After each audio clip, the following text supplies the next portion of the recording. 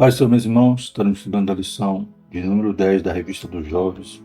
O título da lição é Os Impérios Mundiais e a Supremacia do Filho do Homem. O tema do trimestre é Na Cova dos Leões, o exemplo de fé e coragem de Daniel para o testemunho cristão em nossos dias. A revista é comentada por pastor Valmir Nascimento. Glórias a Deus. Então hoje vamos falar a respeito das visões que Daniel teve, que se relacionavam com a primeira revelação que Nabucodonosor teve, quando Deus lhe dá o sonho, revelando os impérios mundiais que o sucederiam. Ele como cabeça de ouro e os demais impérios, até que chegasse o período em que uma pedra lançada com 100 mãos esmiuçasse todos os poderes da terra e se tornasse uma grande montanha, representando ali o governo de Cristo, que é eterno e nunca vai passar. Glórias a Deus. Os governos dos homens se levantaram e caíram, A profecia se cumpriu cabalmente. Então essa visão que Daniel tem, que estaremos estudando em Daniel capítulo 7, tem relação com o sonho de Nabucodonosor, demonstrando a soberania de Deus, a sua supremacia, e que sua palavra é fiel e verdadeira. Glórias a Deus. O texto principal diz: Eu estava olhando nas minhas visões de noite, e eis que vinha nas nuvens do céu um como filho do homem. Daniel 7,13. Resumo da lição: os reinos deste mundo vêm e vão, mas a soberania de Deus é para sempre. Louvado seja o nome do Senhor. Os objetivos são saber a ocasião e as características da visão de Daniel dos 4 animais, aprender sobre a interpretação profética do sonho, compreender como se dará o cumprimento profético nos últimos tempos para o julgamento divino. Então a gente vê essa característica do livro de Daniel, inclusive agora a partir do capítulo 7, que a gente vê nesse teor apocalíptico, essas revelações futuras, eram futuras para Daniel.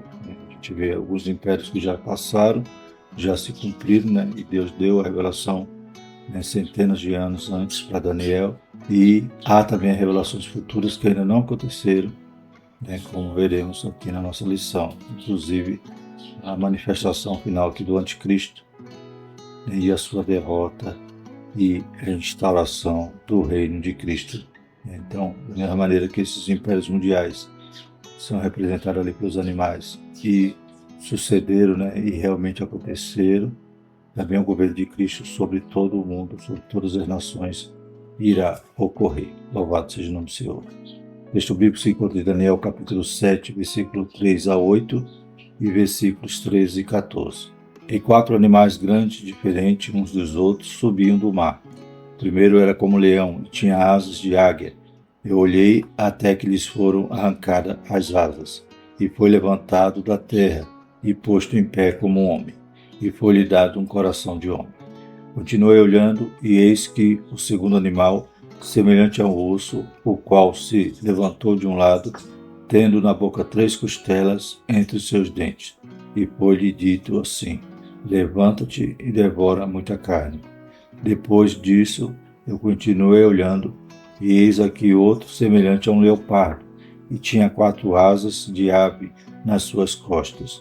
Tinha também este animal 4 cabeças, e foi-lhe dado domínio. Depois disso eu continuava olhando nas visões da noite, e eis que o 4º animal, terrível e espantoso, e muito forte, o qual tinha dentes grandes de ferro, ele devorava e fazia em pedaços, e pisava aos pés o que sobejava. Era diferente de todos os animais que apareceram antes dele, e tinha 10 pontas. Estando eu considerando as pontas, eis que entre elas subiu outra ponta pequena, diante da qual 3 das pontas primeiras foram arrancadas. E eis que nesta ponta havia olhos como olhos de homem, e uma boca que falava grandiosamente.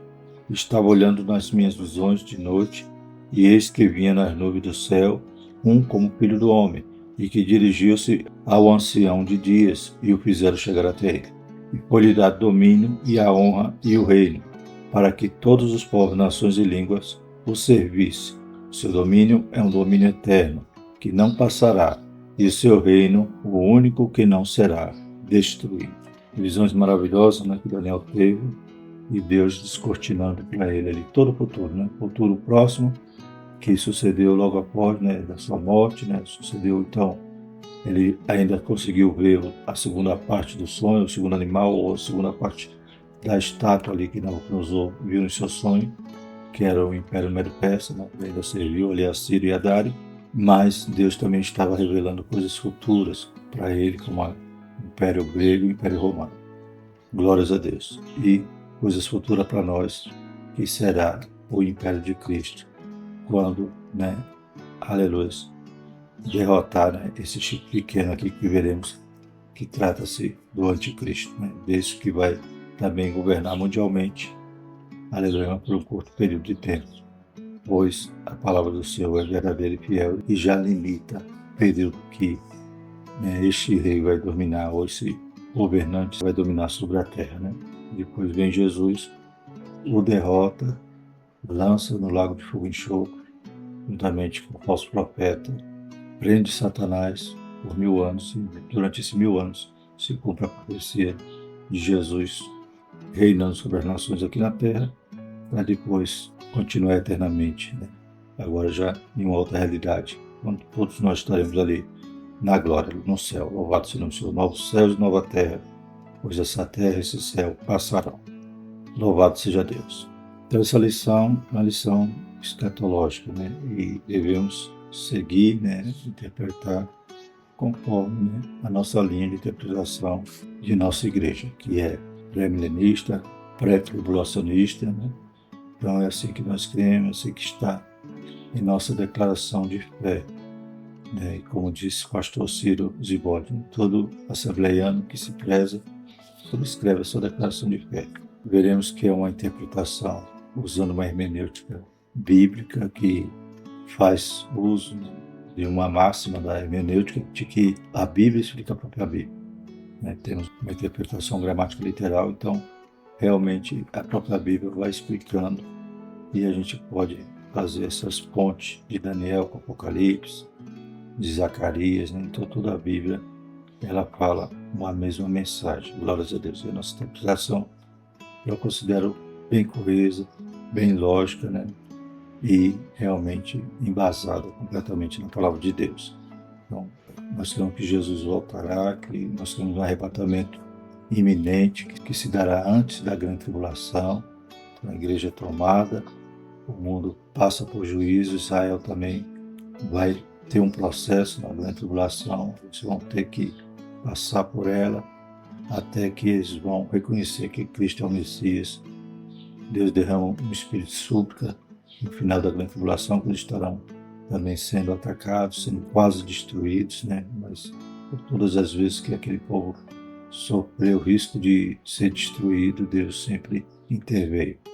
E também intervirá no final da grande tribulação, quando Jesus voltará para salvar os remanescentes. Então nós cremos que Jesus volta antes da tribulação e volta antes do milênio. Depois inicia-se o milênio e por 1000 anos, né, se cumpre então esse reino sobre todas as nações.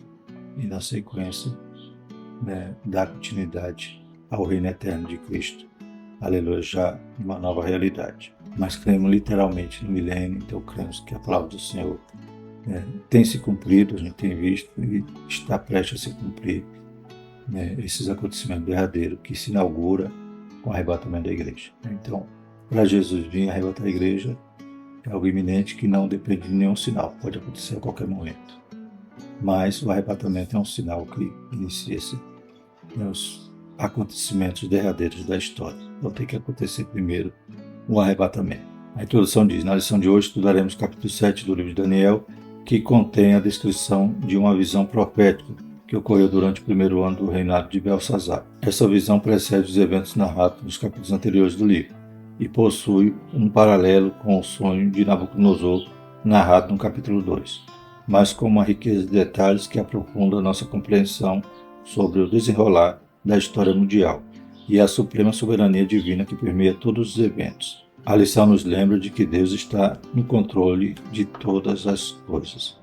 Glórias a Deus, né? Então a gente vai ver que a partir daqui do capítulo 7 não segue a mesma cronologia dos primeiros 6 capítulos.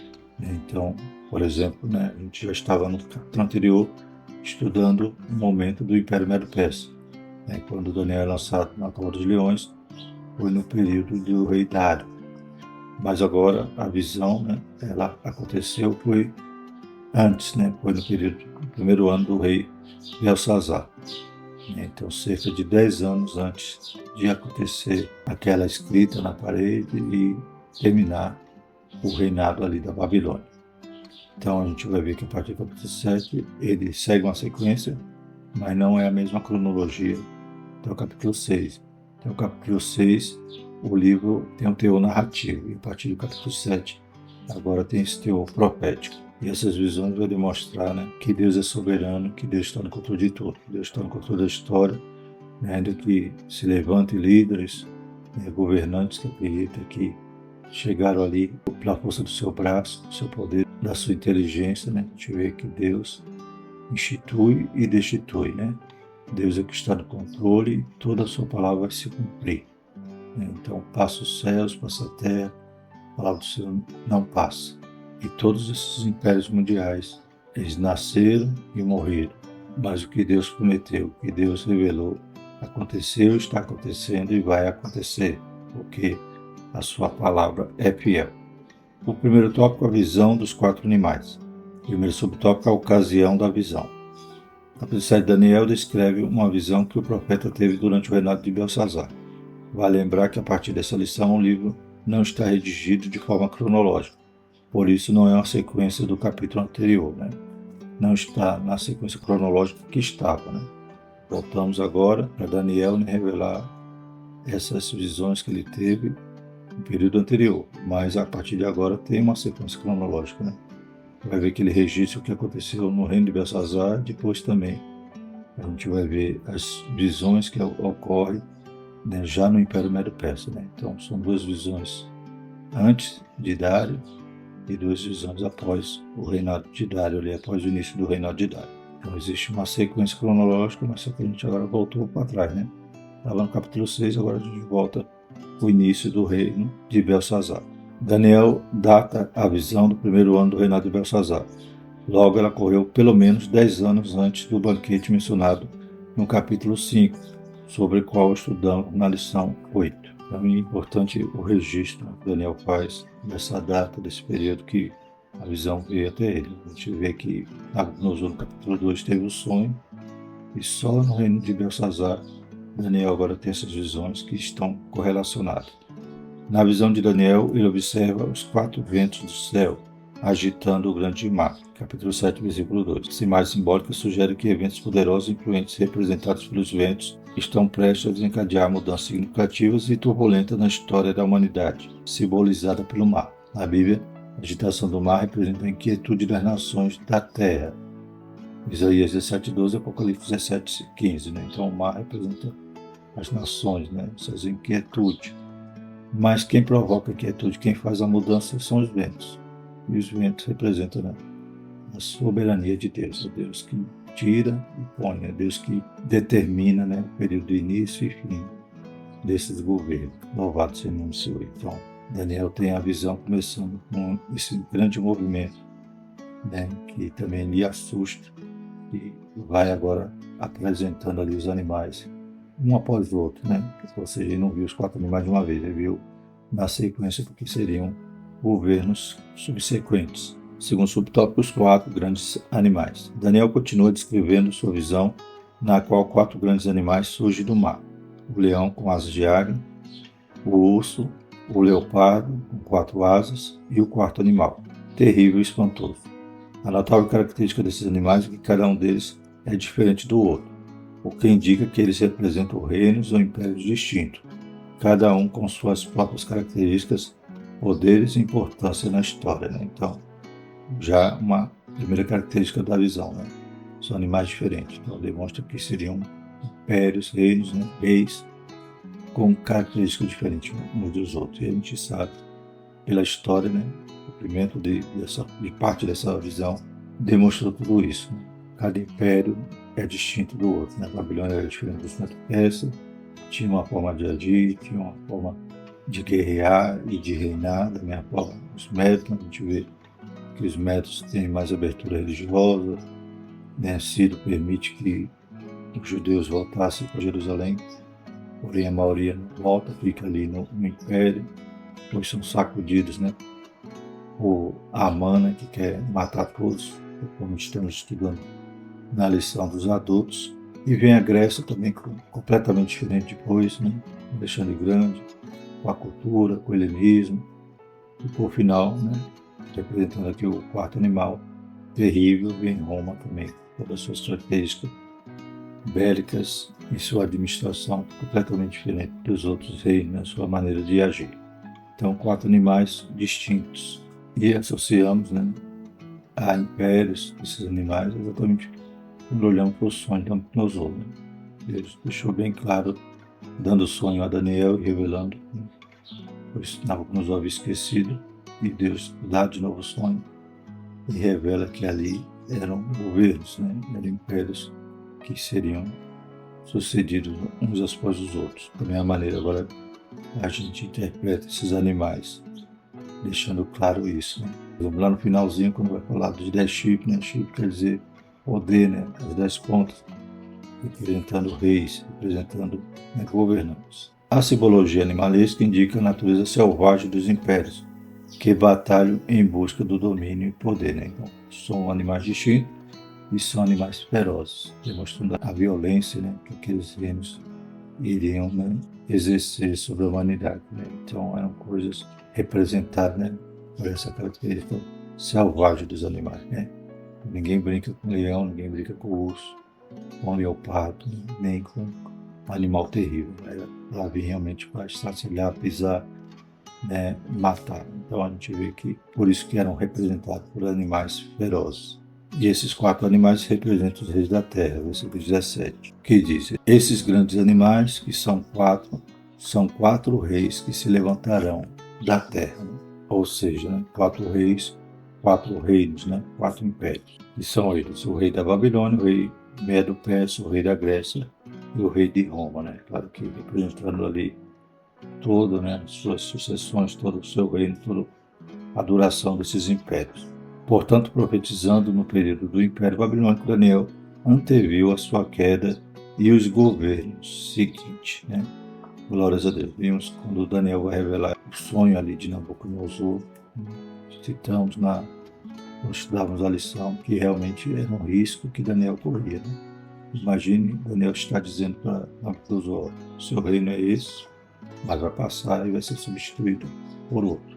Né? Então, e Daniel também, mais uma vez, durante o Império Babilônico, Daniel está recebendo a visão que o reino da Babilônia ia passar, ia ser sucedido por outros, né, conforme agora a gente vê aqui nos 4 animais. E o terceiro subtópico expande Daniel. A visão era tão impressionante que deixou Daniel perplexo. Apesar de ser um homem sábio e experiente, aquela revelação era profunda e impactante para ele. Não importa o quanto tenhamos caminhado na vida cristã, Deus sempre nos surpreende. As implicações sombrias para as pessoas da terra e para o seu próprio povo era mais do que Daniel podia absorver calmamente. Contudo, o anjo de Deus estava lá para dar entendimento a Daniel, explicando o sentido do sonho. Né? Então era algo terrível que Daniel sentiu, né? O impacto, principalmente, né, essa violência que seria e também as consequências para o povo de Israel. Daniel teve essa revelação de todos esses fatos futuros, né? Ele ficou atônito, ficou perturbado. E essa condição de Daniel, nós também não podemos deixar de ter essa sensibilidade, né? A gente vê tanto mal, tanta violência, tanta desgraça no mundo. A gente também tem que sentir essa dor. É claro que lá na frente Deus vai dar vitória, lá na frente, né, Deus já decretou, né, que tudo isso vai passar e que ele vai reinar. Mas enquanto estamos vendo, passando, sofrendo, né, a consequência desses governantes, claro que nós também sentimos, devemos se incomodar, né, não se conformar com essas coisas.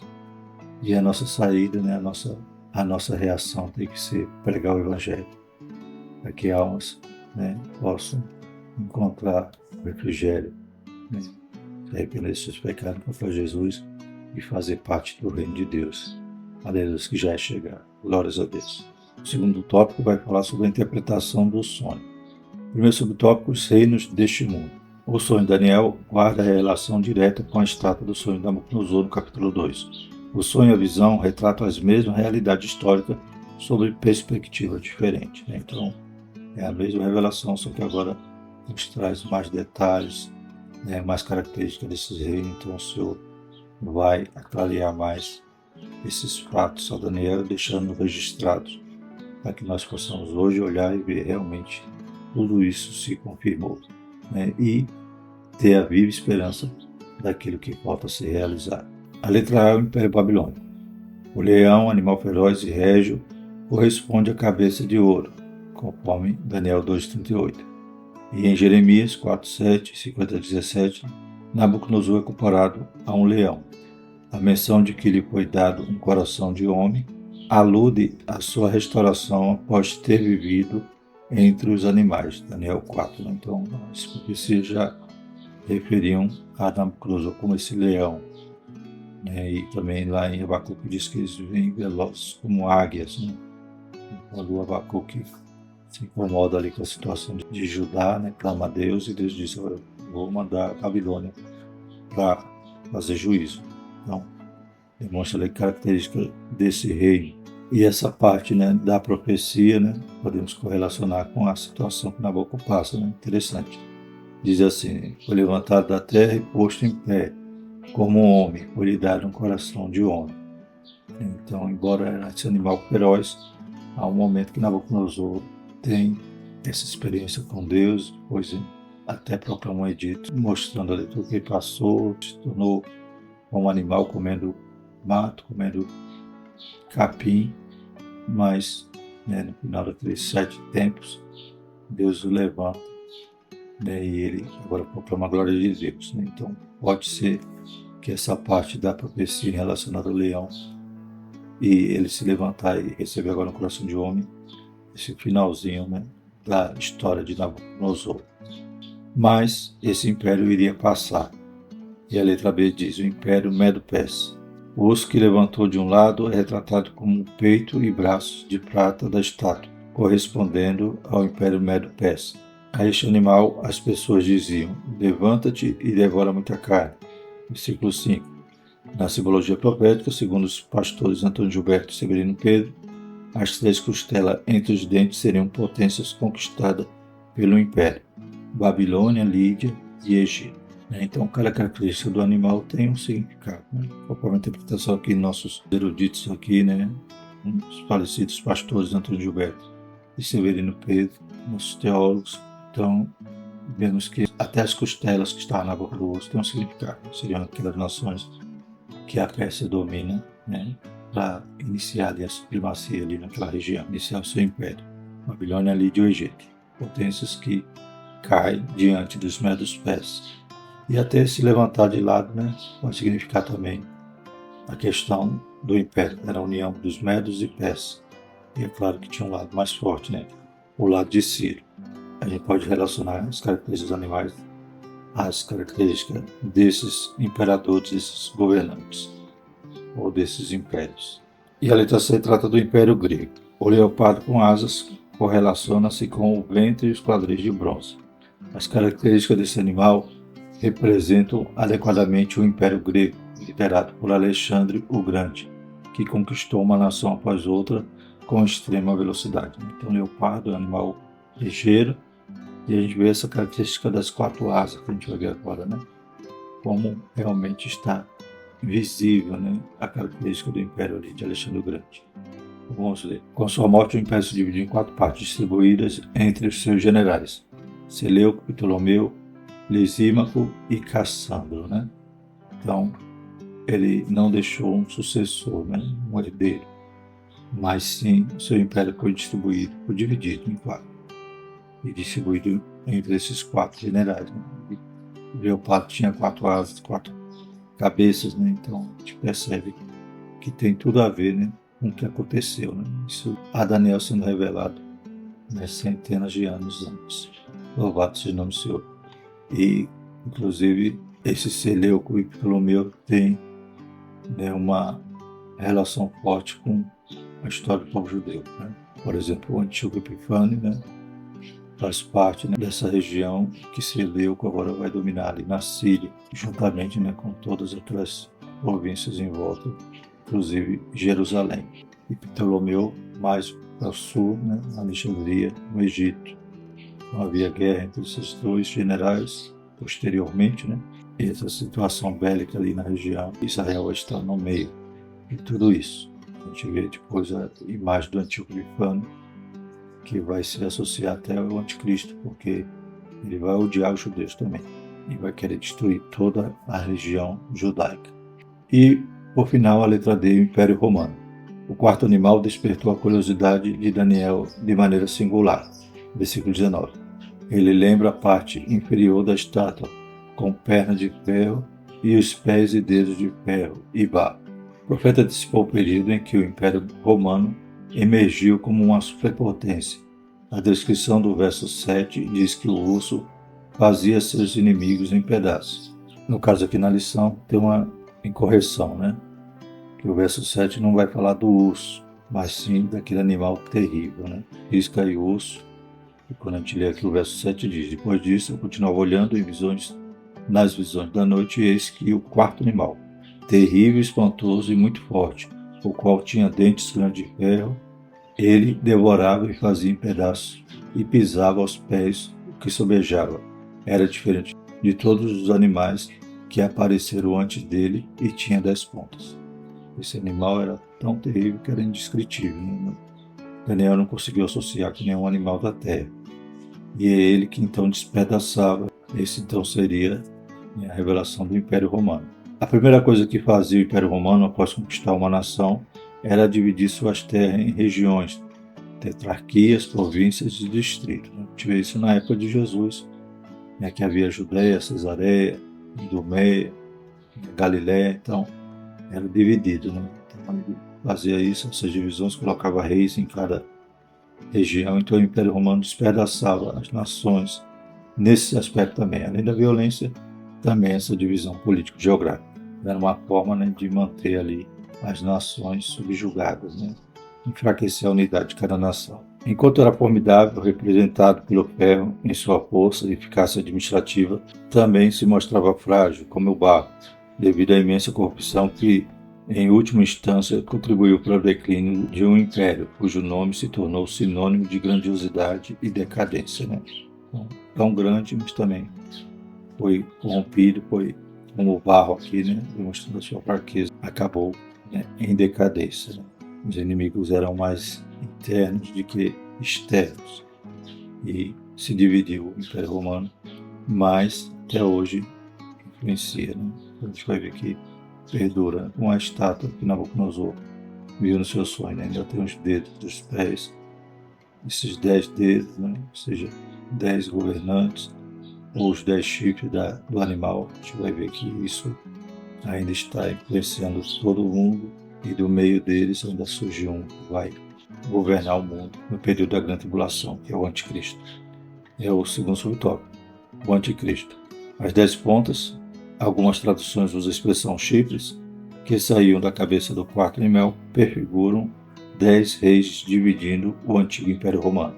Versículo 10. Mas outro rei, representado pela pequena ponta, se levantará após os 10 reis e abaterá os 3 primeiros, arrancando-os tal como descreve a visão. Essa descrição encontra ressonância em Apocalipse 17, 12 e 14, que diz assim: E os 10 chifres que vistes são 10 reis, que ainda não receberam o reino, mas receberão o poder como reis por 1 hora, juntamente com a besta. Estes têm o mesmo intento, entregarão o seu poder à autoridade à besta. Estes combaterão contra o Cordeiro, e o Cordeiro os vencerá, porque é o Senhor dos senhores e o Rei dos reis. Vencerão os que estão com ele, chamados eleitos e fiéis. E ainda vamos ler o 15. E disse: As águas que viste, onde se assenta a prostituta, são povos e multidões e nações e línguas. Né? Então a gente vê que, por último agora, nesse último versículo, a gente vê que as águas sempre representam os mares, os povos, as nações. Mas a gente vê que os chifres são reis.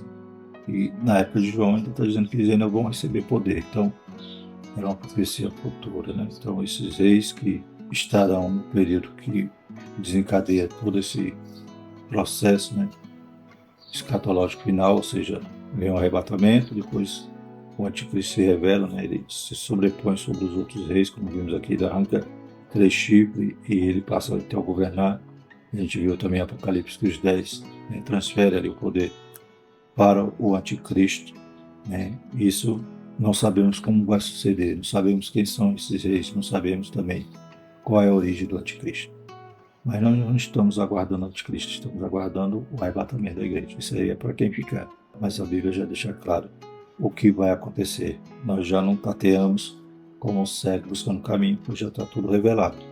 Glórias a Deus. Só que a gente não precisa querer conhecê-lo, nem, né, aguardar o anticristo, nem a marca da besta. Isso não é para a igreja. Isso é para aqueles que ficarem, para Israel e para o mundo. Que Deus tenha misericórdia de nós, né? Então, mas está tudo já decretado, revelado. Os fatos proféticos do versículo 8 são ainda futuros, como bem mostra o livro do Apocalipse, né? Então, o próprio João está dizendo isso aí, eles não receberam esse poder, né? Alguns intérpretes vão querer dizer que tudo ficou no passado, toda a profecia foi preterista, né? Já aconteceu. Mas a gente vê coisas que a própria Bíblia mostra, que, né? Bíblia explicando a Bíblia, como falamos, nossa interpretação pentecostal, né, é coerente a isso. A gente vê que são coisas que vão acontecer. João está sendo revelado coisas que vão acontecer no futuro, né? E até mesmo a figura do anticristo, que alguém poderia dizer, não, foi Antíoco Epifânio, acabou, já passou, né? Então esse chifre foi Antíoco Epifânio. Não, a gente vê que o próprio Jesus disse que ainda vai acontecer, né? A gente vê o sermão profético, né? No capítulo 24, versículo 15, né? Jesus disse, quando pois vides que a abominação da desolação, de que falou o profeta Daniel, está no lugar santo, quem lê que entenda, então que estiver na Judéia, que fuja para os montes, e quem estiver sobre o telhado não desça, tirar alguma coisa de sua casa, quem estiver no campo não volte atrás a buscar sua veste. Mas ai das grávidas e das que amamentam naqueles dias. Orai para que a vossa fuga não se aconteça no inverno, nem dos sábados, pois haverá então grande aflição, como nunca houve desde o princípio do mundo até agora, nem tampouco haverá jamais, né? Então, Jesus aqui descrevendo a grande tribulação e descrevendo que aquilo que Daniel falou vai acontecer, né? Louvado seja o nome do Senhor, que é essa abominação, que é o anticristo, que ele vai também, mais uma vez, né, profanar ali o templo e vai querer estar no lugar de Deus. Então, tudo isso são acontecimentos futuros e a própria Bíblia explica a Bíblia. Podemos interpretar sem contexto e sem, né, essa referência cruzada da Bíblia nos aclarear. Louvado seja o nome do Senhor. Então, na escatologia pentecostal, a interpretação é que a pequena ponta representa o anticristo que surgirá no final dos tempos e fará guerra aos santos. 7:21. Esse é o homem do pecado, filho da perdição. Está lá em 2 Tessalonicenses 2, 3 e 4. Né? Então, Paulo também ensina sobre isso. O anticristo será a mais completa personificação de Satanás e o seu mais autêntico representante. Né? Embora toda a malignidade, toda a maldade que vai estar investida nesse homem, ele será um homem. Né? Ele é claro, como diz aqui, é a personificação de Satanás, ou seja, ele vai estar completamente a serviço do diabo, mas será um homem, um governante que ainda falta se levantar e vai também cabeçar um império mundial, né? O império do anticristo. Será o último, pois no tempo dele, no tempo dos dedos da estátua, no tempo dos 10 chifres, que passam agora o poder para o anticristo, vem uma pedra lançada, né? O animal também vai ser morto, como diz aqui na visão. No sonho da Nabucodonosor, a pedra vem, esmiuça a estátua e se torna um grande monte que é Cristo, né? Louvado seja o Senhor. Ele se apresentará como se fosse Deus. Será o iníquo, segundo Tessalonicenses 2:8. E sua influência será mundial, pois governará sobre todas as nações. Apocalipse 3:8, Daniel 8:24 e Apocalipse 17:12, né? Ele vai ter influência cultural, política, né? Vai dominar as nações, vai ser aquele líder que é politicamente correto, né? Ele abraça tudo, tudo pode, né? E vai ainda centralizar a religião, uma nova religião que os homens querem, que estará sendo dirigida pelo falso profeta, né? Então, tudo aquilo que os homens intentam ter para viver no pecado, de forma dissoluta, de forma que abomina a Bíblia, que abomina os princípios de Deus, né? Naquele dia vai estar liberado, né? Então as pessoas vão estar felizes e sendo abraçadas, né, por toda a influência desse homem maligno. E isso né, vai desencadear o juízo de Deus sobre toda a terra. Israel vai também sofrer muito, vai ser perseguida no final dos 3 anos e meio e quase destruída se não fosse a intervenção de Deus. Glórias a Deus. Finalizando o período da grande tribulação. Terceiro tópico, o reino de Deus e o seu julgamento. Primeiro subtópico, o juízo divino. A visão de Daniel mostra que o poder dos animais não é para sempre. O versículo 9 nos diz: foram postos uns tronos, e um ancião de dias se assentou, sua veste era branca como a neve, e o cabelo da sua cabeça como a limpa lã. O seu trono chamas de fogo, e a roda deles fogo ardente. O trono é símbolo de poder e governo, e julgamento. A profecia revela que o juiz supremo neste julgamento é o ancião de dias, que é uma representação de Deus com cabelos brancos e vestes brancas. O tribunal divino, apresentado no 7º capítulo de Daniel, revela que Deus julgará a pequena ponta e proferirá o veredito final contra o quarto animal, que representa Roma. Versículos 11 e 12. Este é o ponto culminante da visão de Daniel, onde o Altíssimo avalia e julga as más ações e crueldade e a maldade das nações neste mundo. Né? Tem esse quarto animal, que é Roma, já vimos, né? Mas ele foi em decadência, agora a gente vê aqui no período dos chifres do animal, né? Que não sabemos quais são esses países que vão estar, né, nesse conglomerado, né, nessa união. Né? Hoje a gente vê muitas uniões de países, né? Vemos a ONU, vemos a OTAN, né? Então não sabemos qual é esse conglomerado aqui dessas nações, da qual um sobrepuja os demais, né? Os 3 primeiros e governos. Então não podemos dizer que será Roma. Né? Roma foi, né, e a sua influência permanece, inclusive na figura desses governantes. Mas quais são as nações e da onde sai o anticristo, a Bíblia não revela. Mas revela esse momento maravilhoso, né, que Deus vai julgar todas as nações, todos esses governos, né, vão acabar, esses animais passam. E Deus então profere ali o juízo sobre, né, aquele pequeno chifre que o último governante mundial que será o anticristo. Glórias a Deus. E temos essa figura, né, emblemática, né, o ancião de dias, os cabelos brancos, né, como a lã, e com a roupa branca como a neve. Glórias a Deus. Cercado de milhares e milhares e milhões que estão ali servindo. Nos reporta também, né, a igreja, né, já arrebatada, santos de todas as épocas ali, também presenciando esse momento de julgamento, no qual Jesus volta agora para receber poder eterno. Já pegou a sua igreja, levou, mas agora ele volta, a sua segunda vinda se completa de forma visível, todo olho verá. Glórias a Deus. E é o segundo subtópico, a vinda do Filho do Homem. No sonho do capítulo 2, a estátua colossal foi destruída por uma pedra que depois encheu toda a terra. Agora no capítulo 7, o animal será destruído e como Filho do Homem, assume o reino para sempre. Versículos 13 e 14.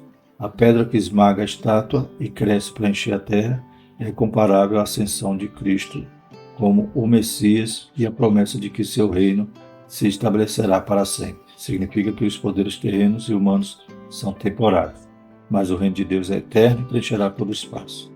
A mensagem central é a supremacia e o domínio duradouro de Deus sobre todas as coisas.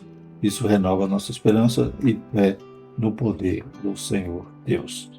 Glórias a Deus. Né? Então, esses impérios vão passar, esses governos passam, se estabelece a glória de Cristo, iniciando por 1000 anos na terra e na eternidade. Aleluias. No céu, na glória, no novo céu e nova terra. Graças a Deus. Né? Então, toda palavra vai se cumprir. Glórias a Deus. Né? A gente vê o mundo agitado, né? Os mares, né? Como diz aqui na visão, né? Sempre se agitando. Né? E quem pode, então, fazer as mudanças significativas, né, nessa agitação toda é o nosso Deus que está no controle do vento, né? Ele que agita os mares, levanta os reinos e também os abate. Glórias a Deus, que um dia vai passar todos e só ficará o reino de Cristo. E o terceiro subtópico, a grande tribulação. Os versos 24 e 25 apresentam um período específico dos últimos tempos, no qual o anticristo perseguirá o povo de Deus. Né? Quem é esse povo de Deus? Né? É aqueles que ficarem, né? Pois agora aceitam Cristo ou reconhecem que estavam errados e a igreja foi e ficou, e também os judeus, que nunca deixou de ser o povo de Deus. Né? Deus ainda vai salvar ali os remanescentes e eles vão ser os que mais serão perseguidos nesse período. Né? Esse conjunto, né, eles serão perseguidos nesse período. Ele vai falar contra Deus e perseguir os seguidores de Deus, representados como os santos, mártires e crentes advindo da grande tribulação. Além disso, ele tentará mudar leis e regulamentos, possivelmente tentando suprimir a religião e os princípios morais. Por um tempo e tempos e metade de um tempo, o anticristo terá autoridade no mundo. Esse período equivale a 3 anos e meio, ou 42 meses, ou 1.260 dias. Né? Daniel 12:7, 9:27, Apocalipse 12:14 e 114. Ele compreende a metade dos 7 anos finais prescritos como grande tribulação e o fim do tempo dos gentios. Nos primeiros 3 anos e meio, o anticristo fará acordo com Israel, mas não o cumprirá. Daniel 9:27. Este é o período de grande poder e influência política desse líder mundial sobre o mundo e os judeus. Mas o Messias o dominará e quebrará o seu reino de mentira. O anticristo será condenado e a plenitude do reino de Deus será estabelecida para sempre. Né? A Bíblia já nos dá o norte de tudo que vai acontecer. Né? Nós temos essa revelação escrita, revelada em nossas mãos. Glórias a Deus. Então, após a partida da igreja, o mundo começa a tribulação, o anticristo se revela, né? Ele domina o mundo, ele influencia tudo, todo o sistema, né? Implanta o sistema econômico novo.